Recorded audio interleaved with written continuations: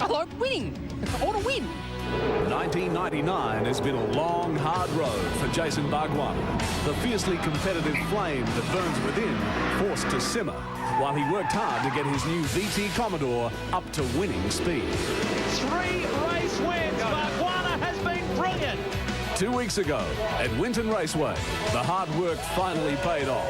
Pole position and 3 race wins under extreme pressure.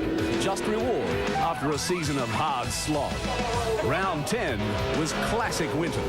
Brilliant passing moves, breathtaking slides, and a wild ride that looked more like a scene from General Norm's Desert Storm. Even the cops took part in the high-speed pursuit. But try as they may, no one was going to spoil Barg's big day. With only 3 rounds remaining, we're headed for a Bathurst boilover. Lowndes, Scaife, Ingle, Bright, Seaton and Tander, covered by a mere 170 points. 18 drivers still in with a crack at the title. Sit back, get your feet off the ground, and crank up that 600 horsepower V8 sound. Network 10 has the best seat in the house as we welcome you to Oran Park Raceway and our exclusive coverage, round 11 of the 99 Shell Championship Series. Yeah, baby. Yeah, baby.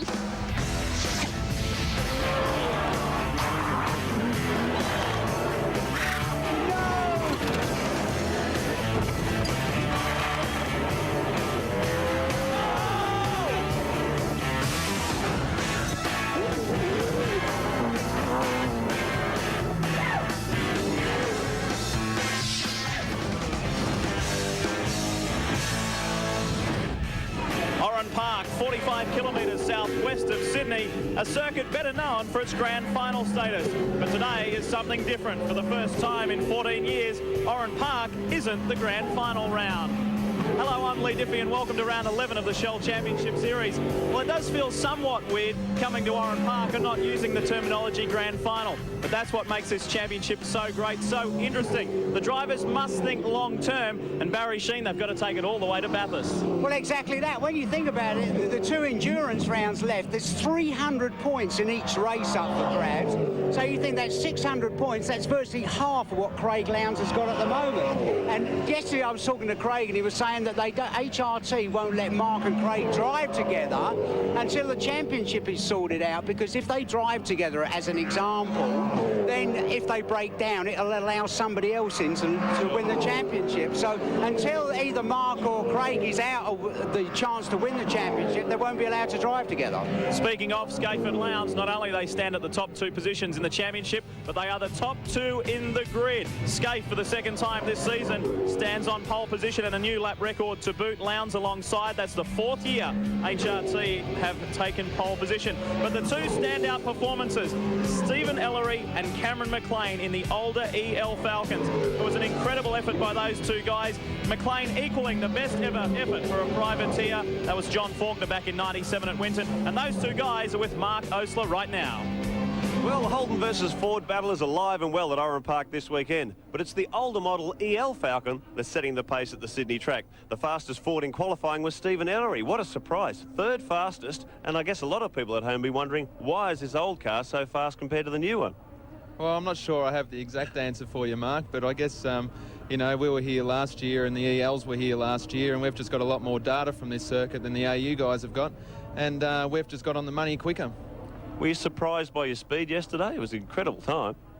It was an incredible time, yeah. I was surprised, actually. I expected to do about an 8 minute or 1 minute 8 dead or something, but when I saw the 7.8 on the dash, I knew we would be positioned very well, and 3rd's just excellent. Congratulations. Another old Ford doing very good times in qualifying was Cameron McLean. You're the fastest privateer.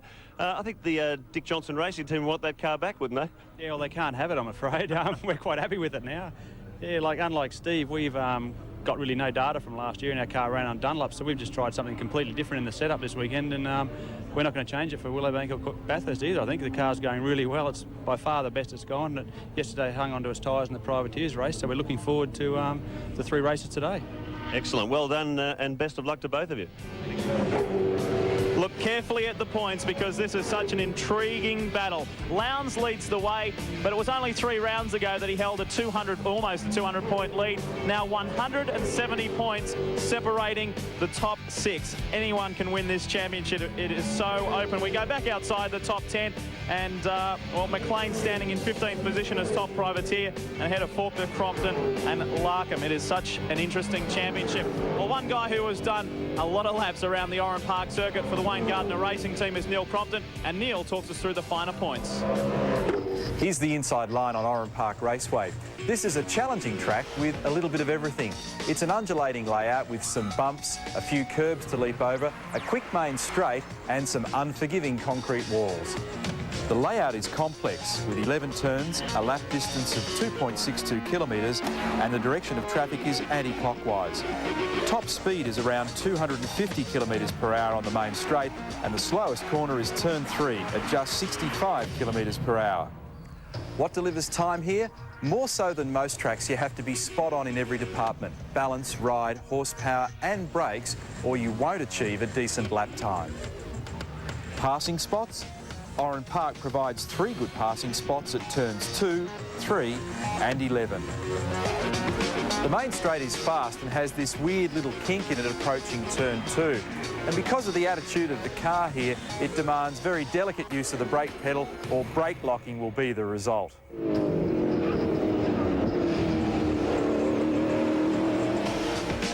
One of the more unusual features of this track is this bridge. This is the only circuit in Australia that has a crossover. And this year, the approach to the bridge has been changed with the turn 4 concrete wall having been removed in favour of a sand trap. After the bridge, the roller coaster ride begins. The blast all the way from turn 6 to the final turn is marked by quite a lot of rise and fall in the road. The highlight of which is the flip-flop, a high-speed S-bend complete with curbing that can send the car onto 2 wheels. To keep the adrenaline pumping, the final turn is quite a challenge. The corner is tight, climbs out of a hollow, and there's this concrete wall on the exit which the cars really shade. In all, it's an enjoyable and popular circuit.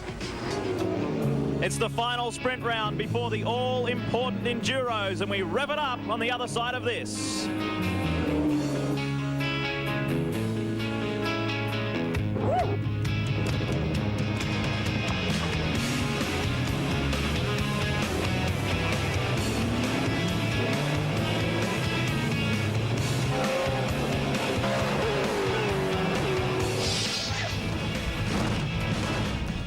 Raceway.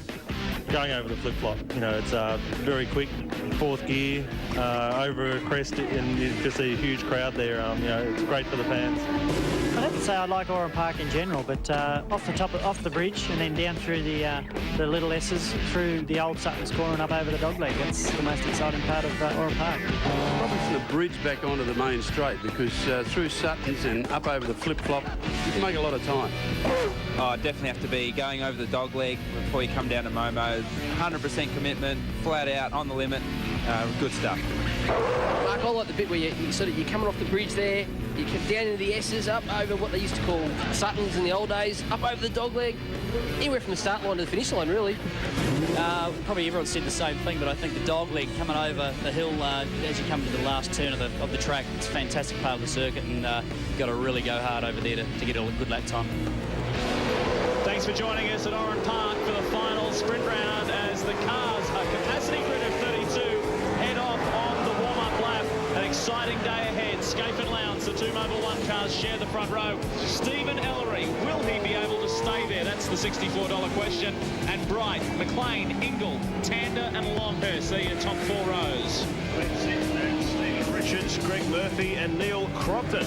Mark Larkham and Paul Radicic. Radicic having some real problems in qualifying, but he reckons he's found the right setup for the race. John Faulkner and Dick Johnson, his last appearance in a sprint round in a magnificent career. Back to row 9, position 17, and John Bowe had a disastrous 2 practice sessions which left him no time in qualifying, but he was much faster in the morning warm-up. So too the case for Bargwanna. Perkins and Romano the next 2.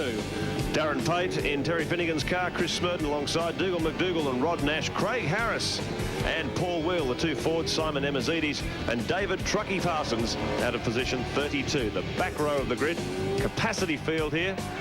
Tremendous entry for Oran Park. We can tell you that there are 9 cars that missed out from qualifying for this race. So there's 9 guys hanging around. As we take a look at the various in-car shots we will bring you on your home of motorsport this afternoon. 97 champ Glenn Seaton in the Ford Tickford Racing AU, looking for a much better round than Winton, although it wasn't his fault. That severe hit from the rear when Stephen Richards collected him when about 10 or 12 cars speared off in the left-hand sweeper at Winton. The car is fixed. The headshot there of John Bow, and the big news about the Cat Ford team, if you haven't heard, it has been sold and will stay on the East Coast. John Briggs in the Super Cheap Auto car. Well, he'll keep racing the Super Cheap cars and has become the new team owner. And here's the guy, the record 5 times Australian Touring Car champ we say goodbye to. And we'll also join Mark Larkham today as well.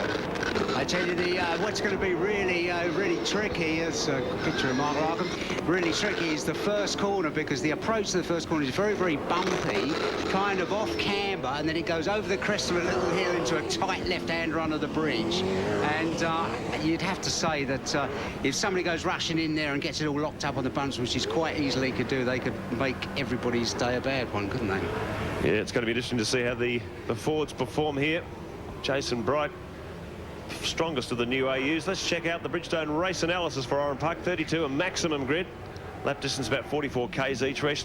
Now look at the grid, first to 32nd. That's first to last on the grid, covered by less than 3 seconds. How competitive is this V8 field getting now? It's amazing, isn't it? As Rod Nash pulls up, there is the man who leads the championship by the narrowest of margins. Just a little over 30 points to his teammate Mark Scaife, who just pipped him for pole position in the dying moments of qualifying yesterday.